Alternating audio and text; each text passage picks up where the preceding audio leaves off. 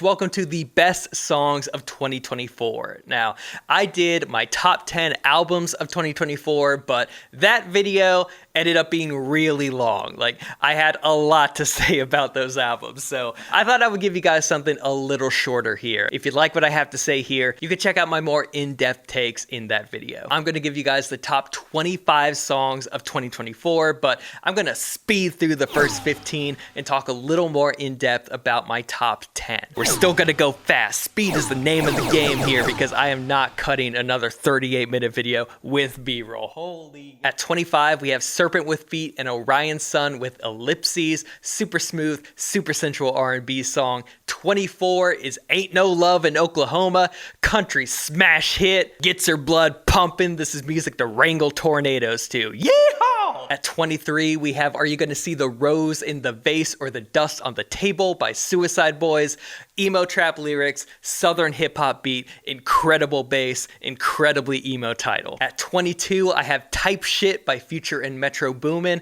I should say here, I'm doing one song per artist, and Like That is great, but it felt a little more like a Kendrick moment, and I wanted to represent Future and Metro Boomin. This is my most played song from the album. 21 is Montel Fish with Is It a Crime? I totally forgot to put Montel Fish in my honorable mentions, but I loved his album. This is my favorite song from it. 20 is Coral Mimic by Igloo Ghost. I love this whole album front to back. It's futuristic, immersive, experimental EDM, but out of all the songs on the album, this is my favorite. 19 is Black Flag Freestyle by Denzel Curry and Mexican OT. Just a banger. 18 is Thought I Was Dead by Tyler the Creator and Schoolboy Q. It's just Tyler doing his thing. You already know what it is. I talk about this in my Chromacopia and Brat video, but I have to consciously limit how often I listen to this because this song gets me worked up. I start punching the drywall. Speaking of punching drywall, 17 is Sin Miendo by Jpegmafia.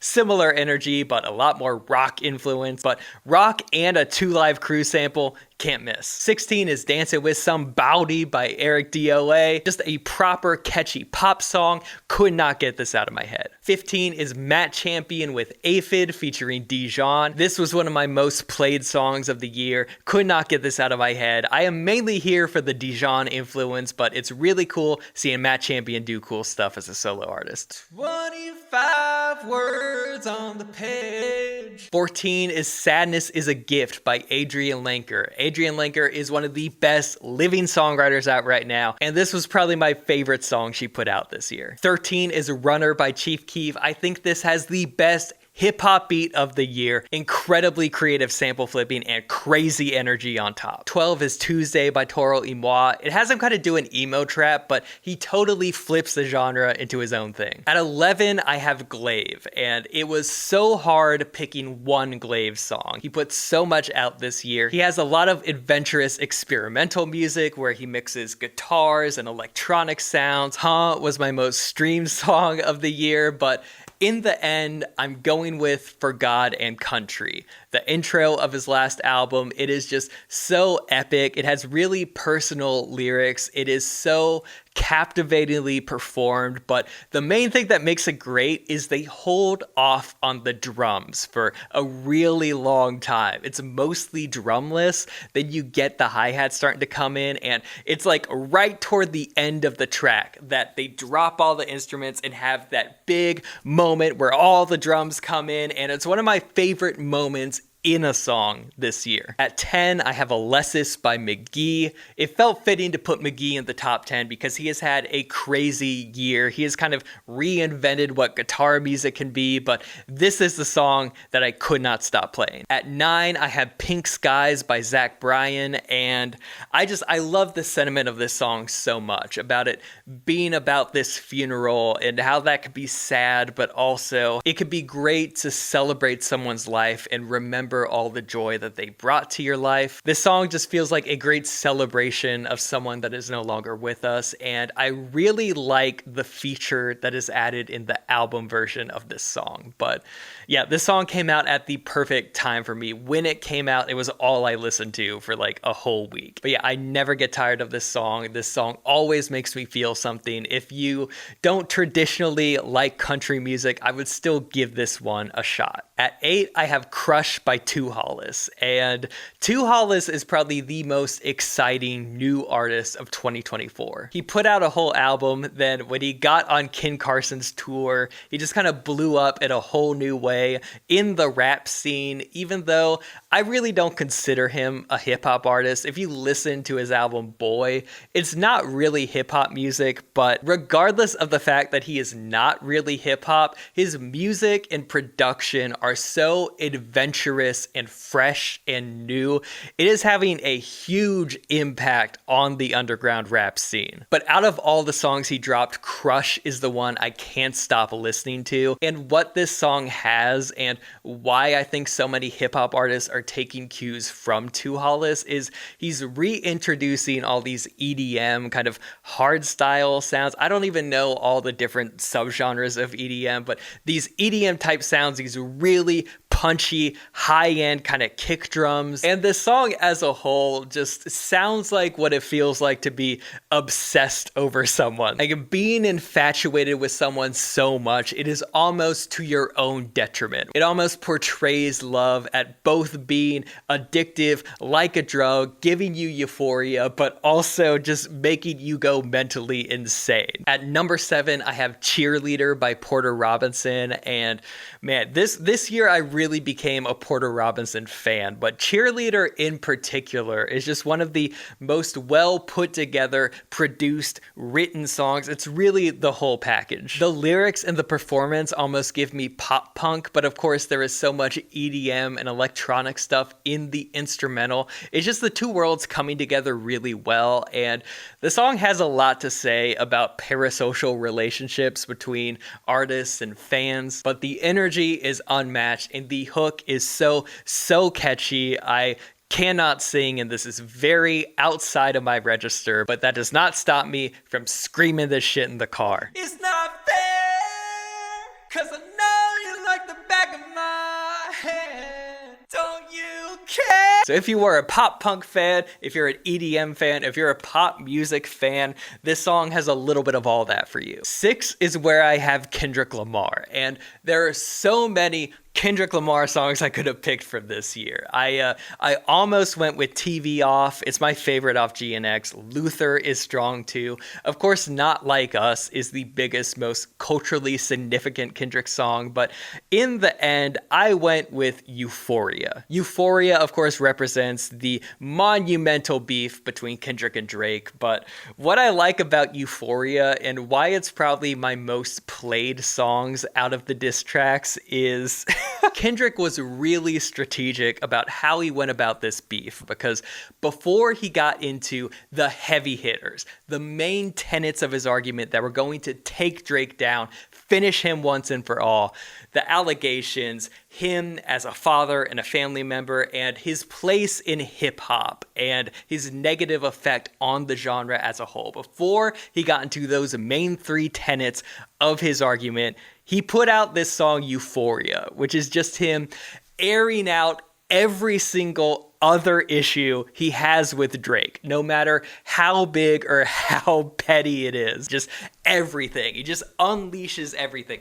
Empties the clip before he pulls out the bazooka. He interpolates DMX, talking about hating his style. He talks about him making pop music to sedate the masses. Talks about him popping shit at Pharrell. He's like, oh, you're gonna make fun of me for doing push-ups? You didn't even earn those abs. That's a BBL. V12, that's a fast one. That's not just an engine. Talks about him stealing swag from Yachty, or really stealing swag from all these artists he gets features from. That line where he says, you don't even like women, you see them as competition, you might pop ass with them. It's a whole lot deeper than you think. That is one of the main things about Drake that I hated about his personality when I still even liked listening to his music. But yeah, what makes this song so fun, just the energy, the beat, and like Kendrick said, some shit just cringeworthy. It ain't even gotta be deep, I guess. At number 5, I have So I by Charli XCX. This is the song I have picked to represent Brat. Of course, I love like every song on Brat, and something like Von Dutch, Sympathy is a Knife almost made it, but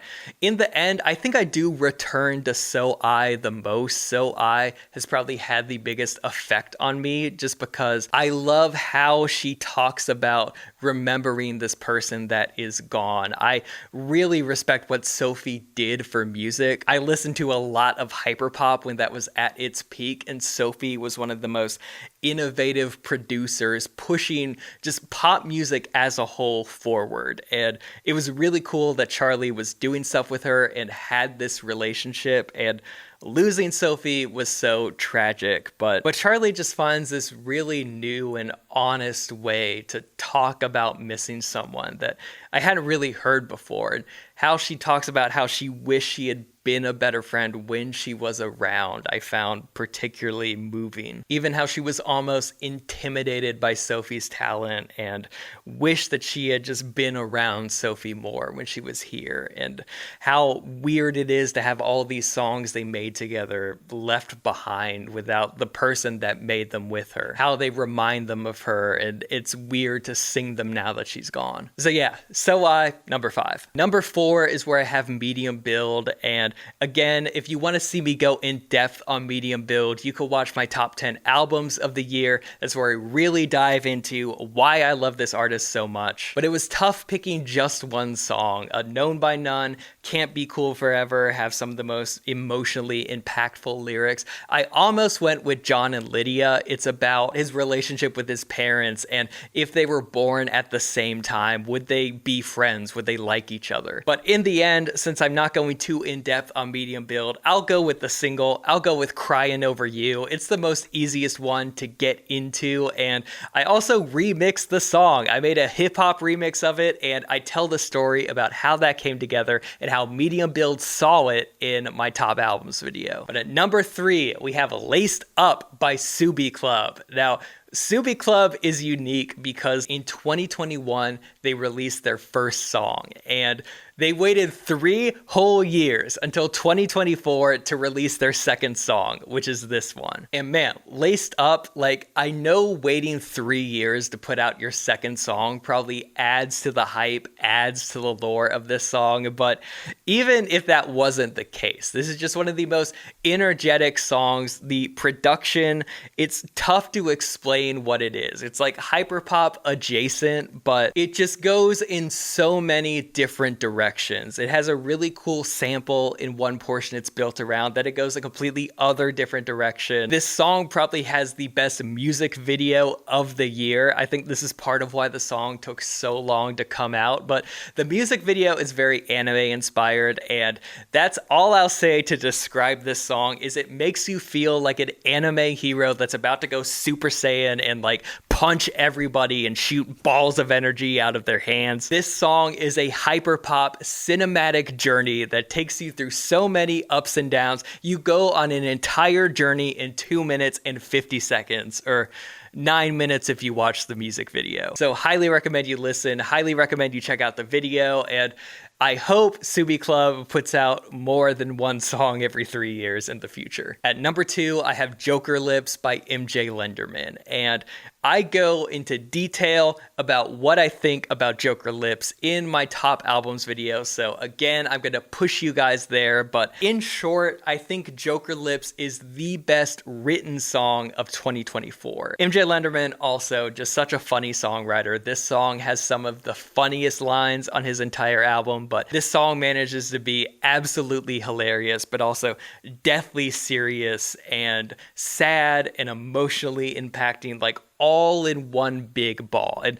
this constant pulling of different emotions is what's made MJ Lenderman's writing so great, and is what's made him have the year that he's had. But at number 1, I have Texas Blue by Quadeca and Kevin Abstract. And I knew the moment I heard this song that it was going to be my favorite song of the year. And sure enough, it did not change. I just think it's the most beautiful thing that has entered my ears. Just that really low tone rap verse from Kevin, then these soaring strings and flutes, and how Kevin and Quadeca's voices come together as they're singing. This song sounds like I'm skipping through a meadow or on a hilltop and there are dandelions and beautiful flowers. You know that scene in Attack of the Clones where Padme and Anakin are on that planet and they're having a picnic and then Anakin rides the space creature and falls off it? Like, that environment is where I mentally go when I listen to Texas Blue. This song sounds like being outside with a beautiful woman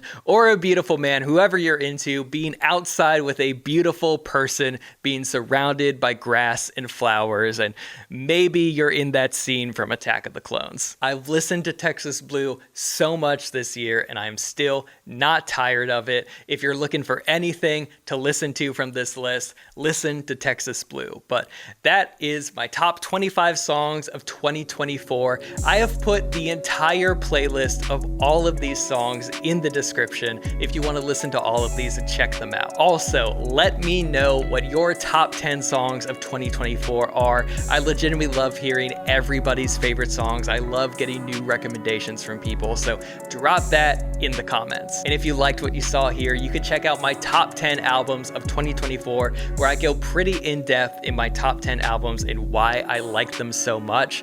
There's some music from this list that's in that, but there's also some stuff I didn't cover here in that video too, so check that out. If you're into this, you can subscribe here. You can follow me everywhere at Robert2_Isaac. Thank you so much for watching, and I'll see you next time.